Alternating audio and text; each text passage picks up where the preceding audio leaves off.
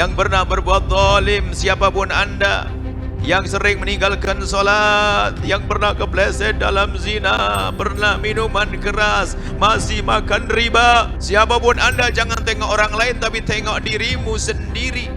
Dosa apa yang selama ini Anda lakukan? Dosa apa yang selama ini kita lakukan?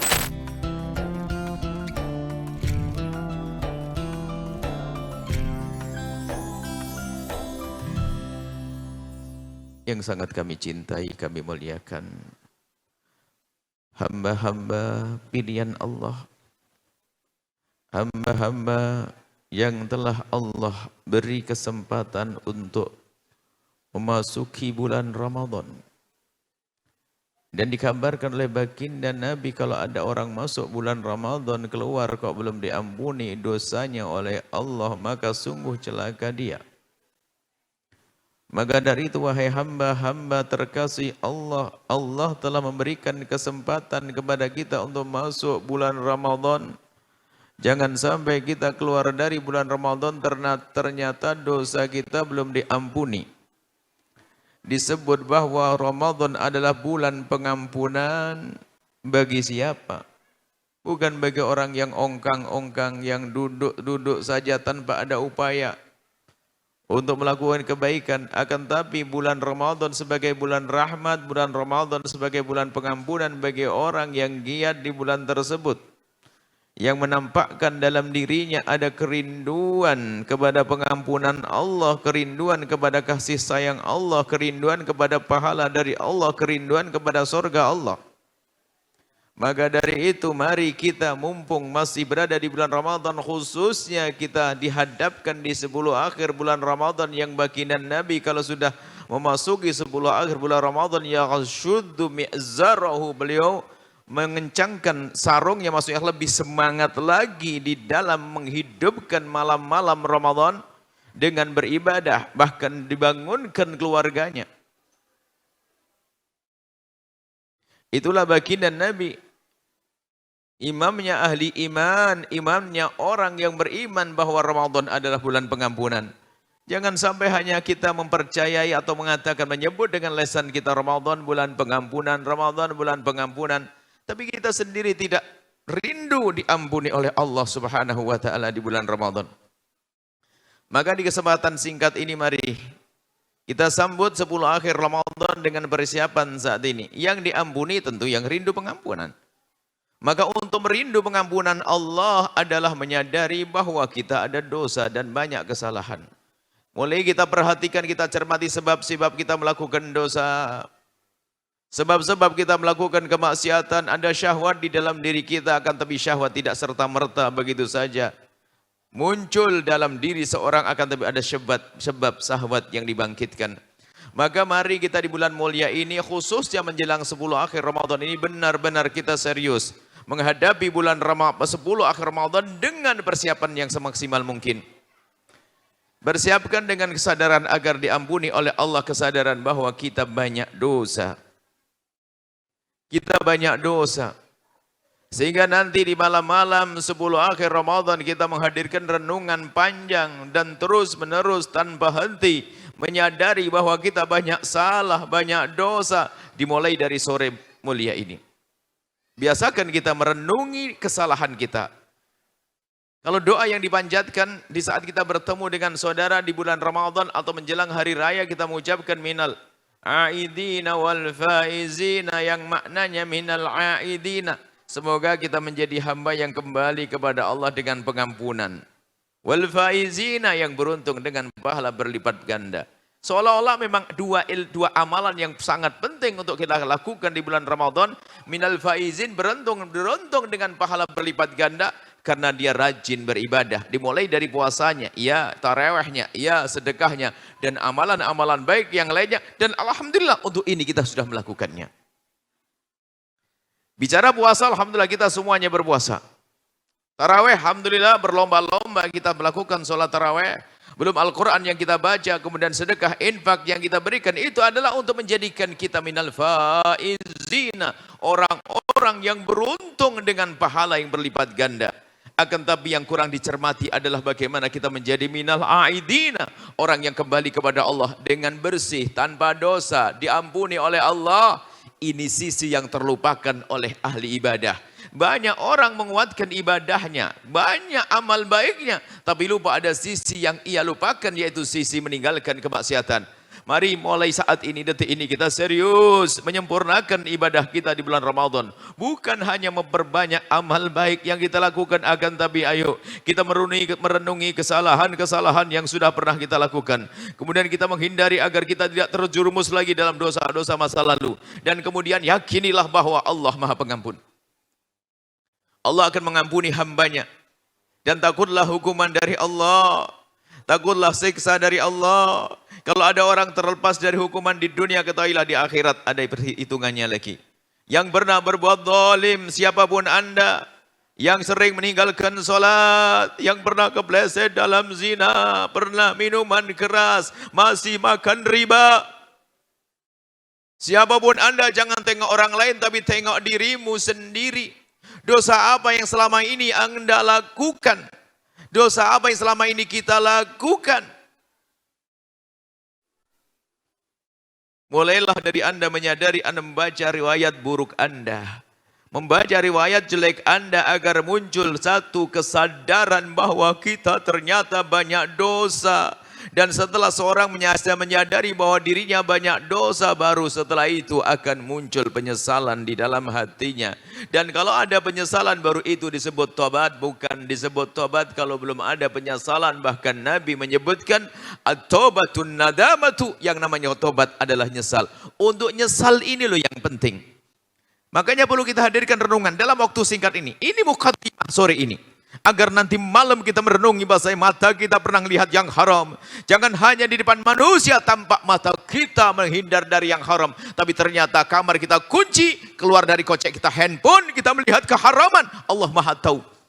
Dan memang istri kita tidak tahu. Suami tidak tahu, anak tidak tahu, orang tua tidak tahu, guru tidak tahu. Tapi Allah Jalla Jalaluhu tidak tidur. Allah melihat itu semuanya. Apakah tidak malu setelah itu kita tampil keluar sebagai seorang yang soleh, seolah-olah ahli surga, yang katanya ahli puasa, katanya ahli tahajud, katanya ahli sedekah, akan tapi dia belum berusaha untuk menghindar dari dosa-dosa yang dimulai dari matanya. Apa yang sudah anda lihat dalam seminggu ini? Apa yang anda lihat dalam sehari ini? Hai hamba Allah.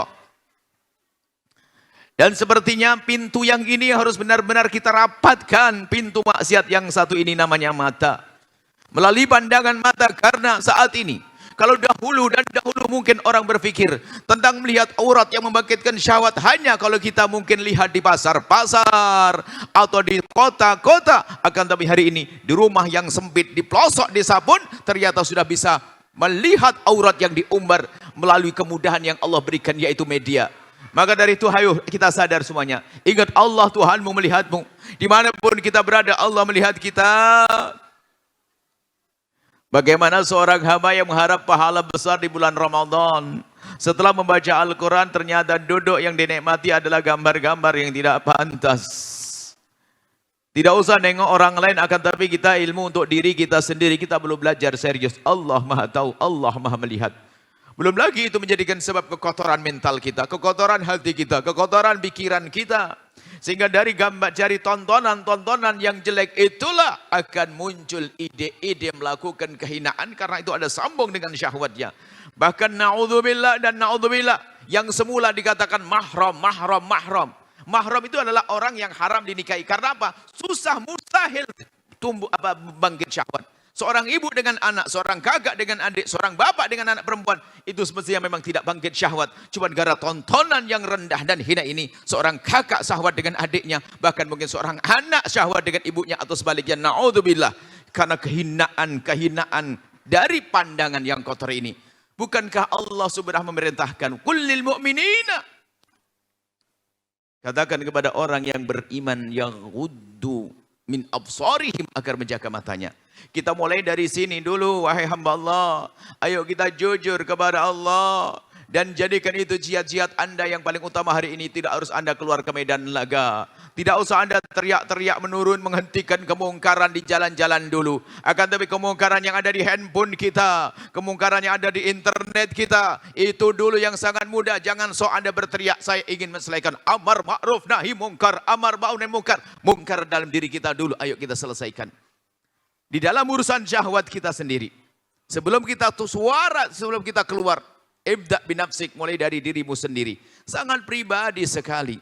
Bahkan bisa saja di sebuah masjid yang katanya orang pada khusyuk berzikir, ada seorang mungkin keluar ke kamar mandi atau mungkin atau ke mobil sebentar, ternyata hanya untuk melihat sesuatu yang hina. Permasalahan apa? Ada candu di saat melihat sesuatu yang tidak baik. Takutlah kepada Allah. Ramadan ini kita harus berubah. Kita harus punya keseriusan di dalam menghadap kepada Allah Subhanahu wa taala, menghentikan kemungkaran yang dimulai dari mata. Kemudian yang lainnya, dosa-dosa yang lain, ayo kita merenungi siapapun dari kita, enggak usah nengok orang lain. Jika Anda termasuk golongan orang yang masih berurusan dengan riba, yang mengayakan Anda adalah Allah. Berusahalah untuk Anda untuk menghindar dari riba, enggak usah nengok orang lain, diri Anda sendiri. Mulailah dari Anda menyadari bahasanya itu tidak baik. Yang mungkin hari ini masih bekerja di tempat yang haram, kerjaannya haram. Kerjaannya haram, dosa yang dilakukan. Mulailah dari sadar, biarpun dia masih dalam kubang kehinaan. Mungkin ada orang yang biasa mabuk, judi. Dia belum bisa meninggalkan mabuk dan judi, akan tapi mulai saat ini menghindari, menyadari bahwasanya itu adalah haram dan dosa. Kalau kita tidak takut, kalau kita tidak mengasah hati semacam ini, berbahaya sekali. Bisa saja seseorang yang katanya ahli ibadah, tampak dia puasa sebelum Ramadan pun sudah banyak puasa, ternyata dia terjebak dalam hutang. Apakah hutang online yang ternyata ribanya luar biasa. Bagaimana orang bisa masuk ke tempat tersebut? Bagaimana bisa masuk sementara sujud rukuknya banyak? Kecuali karena kroposnya iman. Dan hari ini banyak bahkan mungkin orang yang katanya seorang ustadz, seorang pembimbing dan sebagainya, terjerumus karena tidak melatih dirinya untuk takut kepada Allah Subhanahu wa taala. Kami ingatkan, tidak usah ngoreksi orang lain. Kita sendiri, kami yang berbicara harus belajar ini. Semuanya kita belajar untuk menjauh daripada kehinaan, daripada kemaksiatan. Riba ayo kita hindarkan. Kemudian yang sering meninggalkan sholat, kalau Anda mendengar suara ini, insya Allah Anda setelah ini menjadi ahli sholat. Yang pernah kepleset dalam kehinaan zina, setelah ini akan mulia. Dan hindari sebab-sebab orang terjerumus dalam kehinaan zina. Apapun dosa, ini adalah urusan dengan Allah. Akan tapi ada lagi dosa yang luar biasa, yang jarang kita cermati, yaitu urusan kita dengan sesama manusia. Hai hamba Allah, gimana urusanmu dengan ibundamu dan ayahandamu? Mau masuk surga dengan umrahmu, bolak-balik dengan keluargamu, tapi kau tidak baik dengan bapak ibumu, neraka masuki. Dengan sholatmu yang banyak, bangun masjid, bangun ini, bangun itu, mungkin sedekah sana, sedekah sini, tapi dengan bapak ibunya tidak baik, neraka. Ada lagi orang bisa baik dengan ibunya, akan tapi bisa saja berbuat baik di sana sini, bersedekah sana sini, akan tapi dia tidak akur, tidak damai dengan saudaranya. Rebutan waris belum beres-beres, tapi tampak dia sering umroh keluarga. Wah, kalau berzikir berderai air mata, seolah-olah memang dia ahli surga yang turun ke bumi. Padahal dia bermusuhan dengan saudaranya, dia adalah ahli neraka yang berada di dalam masjid. Tidak usah tengok orang lain. Kita hari ini, kita ingin muhasabah untuk diriku sendiri. Lihat katanya mondar-mandir umrah, mondar-mandir haji, mondar-mandir bangun kebaikan di mana-mana. Akan tapi urusan saudaranya rebutan waris. Bahkan bukan rebutan waris saja sudah enggak benar. Ada orang melakukan ibadah, mungkin dia banyak sedekah sana sini, tapi dia lupa bapak ibunya, lupa saudaranya, lupa keponakannya. Mau kemana ya hamba Allah? Bukankah disebut oleh baginda Nabi, sedekahmu yang kau berikan kepada kerabatmu punya pahala berlipat-lipat, pahala sedekah dan juga pahala untuk sambung silaturahmi. Tapi ada orang tertipu, dia lebih menikmati, saya harus mengulang-ulang umrah saya, mengulang-ulang haji saya, tapi lupa bahasanya bibinya sakit, tidak dihormati, tidak ditolong, ponakannya tidak sekolah tidak diperhatikan. Bahkan mungkin orang tuanya tidak pernah diperhatikan. Mau kemana? Itulah orang-orang tertipu. Maka agar kita tidak tertipu nanti insya Allah. Mulai detik ini kita menghadirkan renungan sepanjang malam bulan Ramadan. Dan itu akan kami hadirkan dalam silsilah i'tikaf nanti. Yang jelas kita mulai hari ini. Kemudian ada lagi orang yang tak baik dengan ibundanya, ayahandanya, saudaranya. Akan tapi ternyata dia tidak baik dengan istrinya. Hati-hati, neraka juga. Tidak baik dengan suaminya, neraka juga. Makanya kita belum menghadirkan renungan yang panjang. Sempurna, lengkap renungan kita. Agar kita sampai kepada kesadaran bahwa itu semua menjadi sebab aku masuk neraka kalau tidak aku benahi. Kemudian setelah itu kita masuk wilayah at-taubah. Baru setelah itu boleh, baru setelah itu sah kita masuk wilayah taubat. Orang bertobat tidak didasari dengan penyesalan. Apa arti sebuah tobat? Orang yang bertobat, yang tidak pernah menyesal, maka mana mungkin tobat? Dari seperti inilah kita memulai. Dan ingat, jangan ragu dengan Allah. Allah Maha Pengampun. Segede apapun dosa kita, anggap saja lengkap dosanya, paket lengkap. Di saat ada orang ngomong riba, dia main riba. Di saat bicara mabuk, dia pernah mabuk. Di saat dia judi, semuanya dilakukan. Tapi ketahuilah, kalau seorang hamba segera menyesal, menghentikan dari kemaksiatannya, kemudian menuju kepada Allah Subhanahu wa taala, maka ketahuilah Allah Maha Kasih, Allah Maha Pengampun. Bahkan ada lagi mungkin orang yang dia berusaha dengan hartanya berbuat baik sana sini. Kalau lihat santunan fakir miskin, dia yang paling semangat membantu. Pembangunan musola dia membangun, pembangunan madrasah dia membangun, apalagi. Akan tapi ternyata bisnisnya yang haram tidak ia benahi, tertipu juga dia. Bisnisnya belum dibenahi, rizkinya belum bersih. Ketahuilah orang yang belum memperhatikan urusan bisnisnya, di saat dia berbuat baik, khawatir dia bukan karena Allah, hanya pengen disanjung oleh manusia bahwasanya dia adalah orang dermawan. Karena apa? Membersihkan hartanya lebih wajib daripada ia harus bersedekah. Di rumah kita harus benahi semuanya. Kita perlu menghadirkan renungan. Bukan hanya sekedar kita ibadah-ibadah, ternyata seperti digambarkan oleh Imam Ghazali dalam kitab Al-Kashf wa Tabbin, banyak orang melakukan kebaikan tapi tidak menghadirkan renungan. Ternyata sambil melakukan kebaikan dia melakukan dosa, dan ternyata kebaikannya tidak bisa menghapus dosanya. Dosanya lebih gede lagi. Ialah orang tertipu, orang maghrur, orang tertipu dengan kebaikan yang dilakukan. Maka dari itu ayo kita hadirkan renungan. Kemudian siapa lagi masih banyak. Mungkin karyawan di rumah kita, ada orang itu memang gayanya itu suka nunda-nunda bayar gaji pegawai. Itu model memang. Memang ada ciri-ciri orang masuk neraka dengan macam-macam model. Padahal uang itu ada. Tinggal kenapa memberikan gaji kepada karyawan tepat waktu kok susah. Kalau tidak menunda bukan dia lagi. Alasannya macam-macam, memang penyakit dia. Kalau menunda sementara uang ada adalah haram.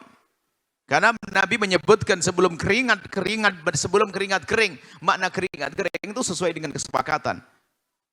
Kecuali memang belum ada dan sebagainya sudah berusaha. Ini ada orang-orang semacam itu. Zalim. Ada lagi orang bayar utang. Bayar utang itu Masya Allah susahnya setengah mati, padahal bukan tidak ada uang.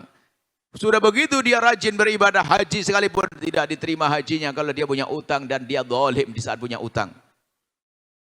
Nah, makanya jangan sampai haji ngutang ya. Nggak usah maksain Anda umroh ngutang-ngutang. Nggak usah Anda maksain haji pakai ngutang. Nggak usah, selagi belum punya duit nggak wajib, selesai. Jangan sampai haji pulang namanya haji ngutang, di jidatnya utang. Karena apa? Bahayanya setelah itu. Karena apa? Apalagi pakai label agama. Haji pakai uang ngutang, setelah pulang Pak Haji ngutang. Kalau orang bangun rumah ngutang mungkin rumahnya bisa dijual. Tapi haji ngutang malu. Karena malu dia haji pengurus masjid, duit masjid diambil untuk bayar utangnya. Bahaya itu. Makanya jangan memaksakan ibadah dengan semacam itu. Kalau tidak punya duit tidak wajib. Ibadah karena Allah. Ibadah karena Allah, dan ini kita perlu merenung terus tanpa henti. Kemudian setelah itu ketahuilah, harus kita sampai kepada sadaran bahwasanya itu sebab aku masuk neraka nanti kalau aku tidak tobat. Di malam yang sunyi kita menghadap kepada Allah, Didahului dengan solat-solat yang kita tegakkan, membaca Al-Quran, kemudian kita memohon kepada Allah agar Allah mengampuni kita. Dan sungguh at-taibu minadz-dzambi kaman la dzambalah. Orang bertobat dari dosa seperti orang yang tidak pernah punya dosa. Ada lagi yang tersisa, mungkin Anda adalah orang yang sekarang menjadi orang kaya. Cuman dulu waktu Anda mencari kekayaan salah caranya. Tobatnya ada seperti Anda dulu melakukan cara yang haram, maka perbanyaklah Anda melakukan kebaikan. Segera berbenah, bisnisnya dibenahi. Ada lagi satu lagi orang yang mencari tahta tapi dengan cara yang haram. Mencari tahta dengan cara yang haram. Na'udzubillah. Ingin mendapatkan tahta dengan cara yang haram. Akan tapi kami sampaikan kepada siapapun yang mendapatkan tahta dengan cara yang tidak benar, maka ketahuilah Anda pun tidak harus masuk neraka. Masuklah surga dengan tobat. Maka berjanjilah dengan tahta Anda untuk membangun kemanusiaan, untuk membangun kebaikan, untuk menghentikan kemungkaran. Tobatnya seperti itu. Jangan gara-gara mau jadi DPR atau bupati dan sebagainya, caranya dengan cara yang haram. Ternyata setelah jadi melanjutkan keharamannya dulu. Berbuat zalim kepada umat. Tidak seperti itu. Maka dari itu yang perlu sekarang ini adalah merenungi diri Anda. Kita tidak tahu Anda sebagai apa. Bisa saja seorang pembantu di rumah tangga ternyata korupsi. Sayur harga 750 bilang 1000 kepada bos. Itu kalau jadi Pak DPR, kalau jadi pejabat juga bakal korupsi dia. Sama. Kalau jadi pedagang besar bakal dia sureng nipu orang. Permasalahan mental. Makanya tidak perlu Anda bicara tentang pejabat korupsi. Pengurus masjid pun ternyata ngambil duit masjid juga ada. Pembantu korupsi juga ada. Pengurus pondok juga ada yang korupsi. Permasalahan mental. Permasalahannya adalah hati yang kotor, tidak kenal kepada Allah Subhanahu wa taala. Maka dari itu kami sampaikan, tidak perlu Anda nengok orang lain. Tengok diri Anda sendiri. Semakin Anda menyadari kesalahan Anda, semakin istimewa. Yang repotkan orang tidak merasa dirinya bersalah, orang bersalah. Ini orang salah besar itu kalau orang sudah bersalah tapi tidak merasa bersalah, itu kan repot orang begitu.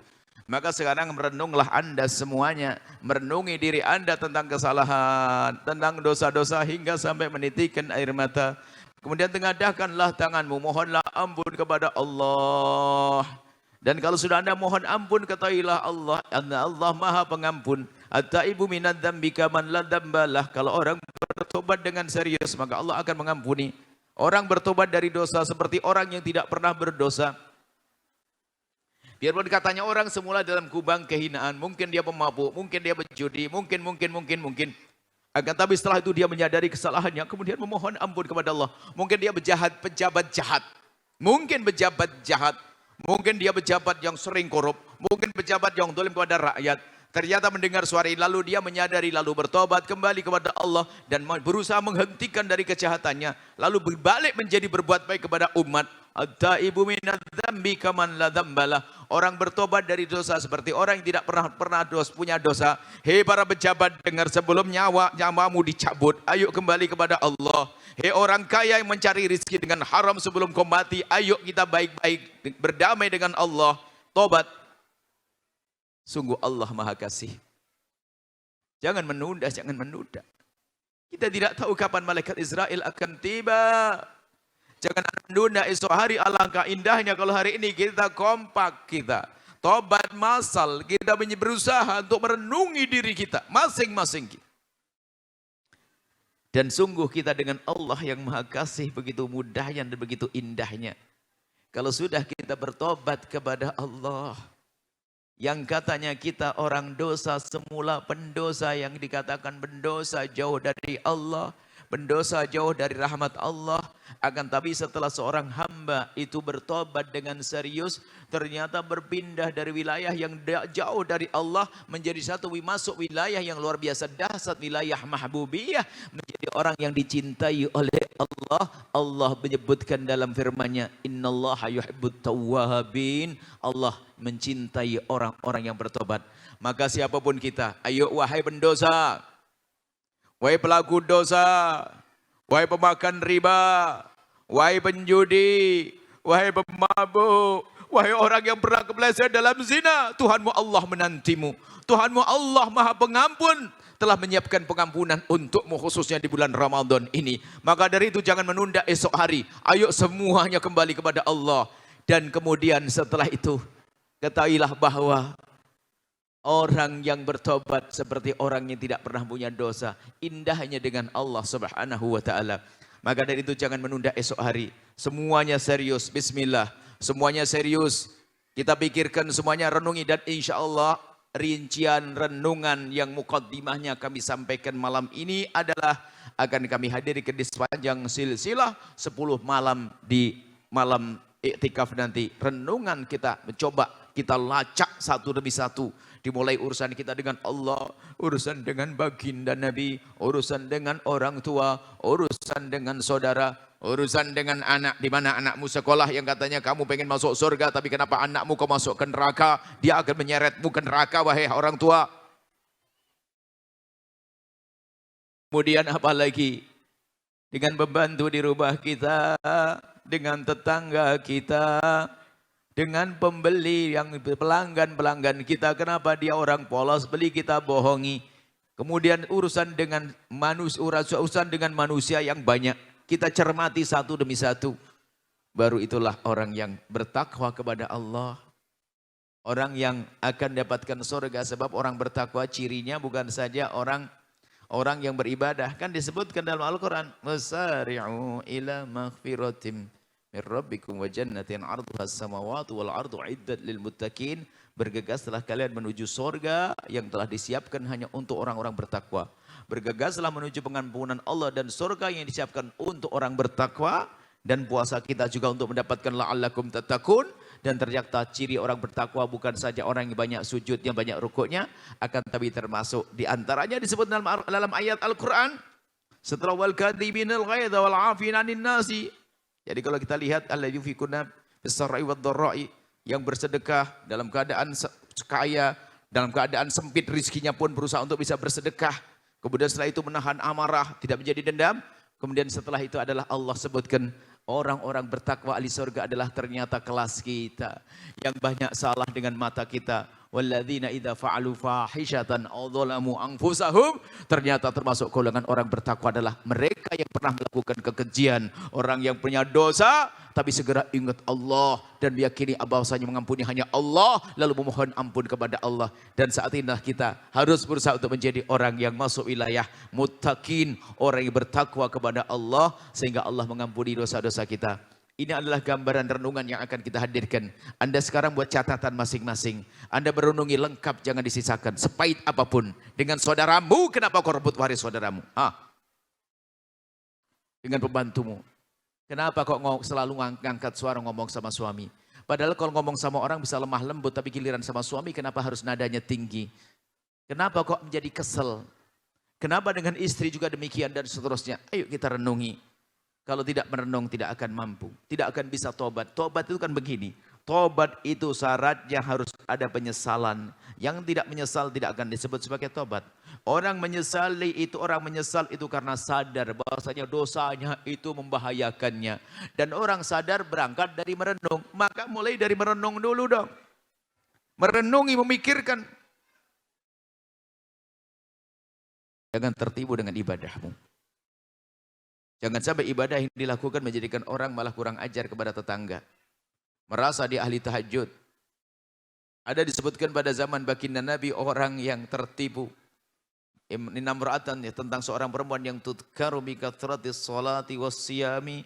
Tentang seorang perempuan yang disebut dia katanya rajin sholat, rajin puasa. Hei yang rajin sholat, hei yang rajin puasa, dengar ini. Ada perempuan disebutkan di depan Nabi kalau dia rajin sholat, rajin puasa. Oh, mengagumkan. Akan tapi ternyata ada berita lanjutannya. Hanya saja dia itu suka nyakiti tetangga. Disebutkan nyakiti tetangga kalau ngomong celekit. Bu, nggak sholat, astagfirullah. Sudah tua nggak sholat, celekit. Padahal ngomong sholat, jelekit. Ngomong nggak enak, celekit. Nabi mengatakan, la khaira fiha. Tidak ada baiknya perempuan itu, innaha min ahlin nari, dia ahli neraka. Dia ahli neraka, subhanallah. Padahal dia ahli ibadah. Maka banyak orang tertipu dengan ibadahnya. Punya hafalan Quran, ternyata sombong dengan Al-Qurannya. Gara-gara dia hafal Quran jadi makmum, gak mau dia. Merasa dia paling baik. Padahal dia ahli Quran, dia hafal tok dia. Nggak ngerti ilmu halal haramnya. Nah ini musibah juga. Ada lagi orang yang merasa alim dengan fikihnya, menganggap orang bahlul semuanya. Nggak mau juga dia jadi makmum. Sombong semuanya. Ahli neraka pada akhirnya. Kan Nabi menyebutkan layatul jannata. Mengkana bi qalbihi mithqalu dzarratin minal kibri, tidak masuk surga orang yang di dalam hatinya ada sekelumit daripada kesombongan. Mencicipi neraka maka pada akhirnya nanti. Maka dari itu ayo kita semuanya berbenah, tolong semuanya memikirkan dirinya, jangan nengok orang lain. Jangan nengok, oh suamiku tuh cocok, suamiku tuh. Istriku, bukan dirimu. Gak usah nengok siapa-siapapun. Kalau sudah Anda mulai menengok orang lain, Anda tidak akan bisa tobat. Kalau Anda hanya melihat kesalahan orang di kiri kanan Anda tidak akan tobat sesungguhnya. Karena Anda sibuk mencari aibnya orang, ia tidak akan bisa melihat aibnya sendiri. Sibuk melihat kekurangan orang, dia tidak bisa melihat kekurangan dirinya sendiri. Anda sebagai seorang ayah, Anda sebagai seorang anak, Anda sebagai seorang saudara, Anda sebagai seorang atasan, Anda sebagai seorang bawahan, dan seterusnya. Anda renungi diri Anda sendiri, insyaAllah.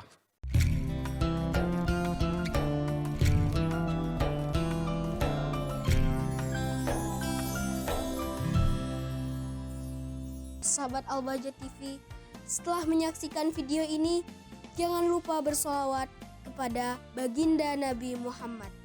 Shollu ala Nabi Muhammad. Allahumma sholli alaihi wa ala alihi wa sahbihi.